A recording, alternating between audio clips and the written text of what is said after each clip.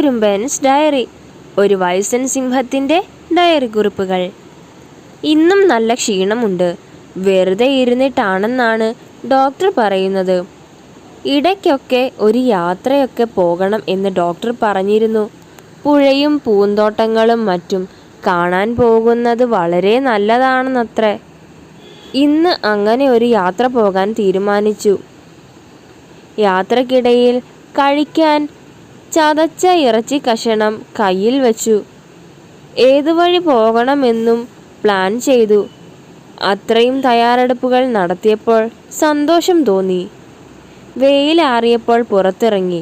ഗുഹയുടെ പിന്നിൽ തന്നെ ഒരു പുഴയുണ്ട്. ഭാഗ്യത്തിന് ഗുഹയുടെ തൊട്ടു പിന്നിൽ ഒരു പൂന്തോട്ടവും ഞാൻ ഉണ്ടാക്കിയിരുന്നു. അത് രണ്ടും കണ്ട് തിരിച്ചു പോന്നു. അതുകൊണ്ട് 2 മിനിറ്റ് കൊണ്ട് ഇന്നത്തെ യാത്ര കഴിഞ്ഞ് തിരിച്ചെത്തി.